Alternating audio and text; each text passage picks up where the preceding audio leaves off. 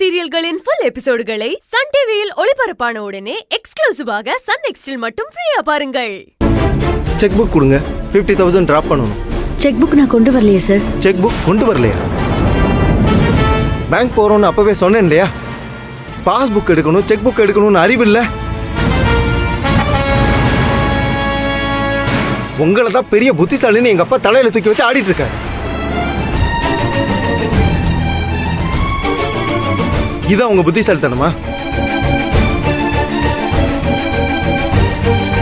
இதுல மேடத்துக்கு மரியாதை வேற தரணுமா?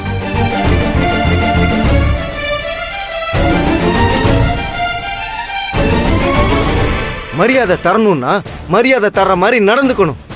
சார், கார் கிட்ட வந்ததுக்கு அப்புறம் தான் நீங்க பேங்க் போற விஷயத்தையே சொன்னீங்க. உடனே கார்ல ஏறுன்னு சொல்லிட்டீங்க. முன்னாடியே சொல்லியிருந்தா நான் செக் புக்கை எடுத்துட்டு வந்திருப்பேன் சார். இதெல்லாம் வக்கனையா பேசுங்க.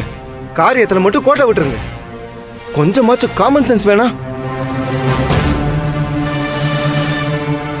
ஓனர் என்ன நினைக்கிறாரோ அதை அப்படியே செய்யறவங்க தான் தொழிலாளி. கொஞ்சமாச்சும் புத்தியை யூஸ் பண்ணுங்க. நீங்க என்ன பண்ணுவீங்க? புத்தி இருந்தா தானே யூஸ் பண்ணுவீங்க.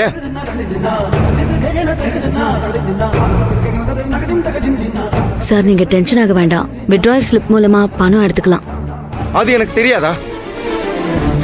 அப்படி பணம் எடுக்கணும்னா எங்க அப்பாவோட கையெழுத்து வேணும். உங்களை எல்லாம் வந்துட்டீங்க வேலைக்கு. போய் ஆபீஸ் போய் செக் புக் எடுத்துட்டு வாங்க போங்க. சார், எக்ஸ்கியூஸ் மீ சார்,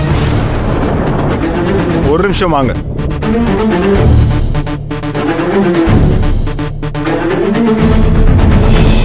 நீங்க பேசிட்டு இருந்ததெல்லாம் கேட்டுட்டு தான் இருந்தேன். உங்க கம்பெனியை பொறுத்த வரைக்கும் அக்கௌண்ட்ஸை செக் பண்ணதுல சைனிங் அத்தாரிட்டி இவங்களுக்கும் இருக்கு. ஸோ விட்ரால் ஸ்லிப்ல இவங்க சைன் பண்ணா 2 லட்சம் ரூபாய் வரைக்கும் பணம் நீங்க எடுத்துக்கலாம். என்னது? சைனிங் அத்தாரிட்டி இவங்களுக்கு இருக்கா? ஆமா. என்னங்க சொல்றீங்க?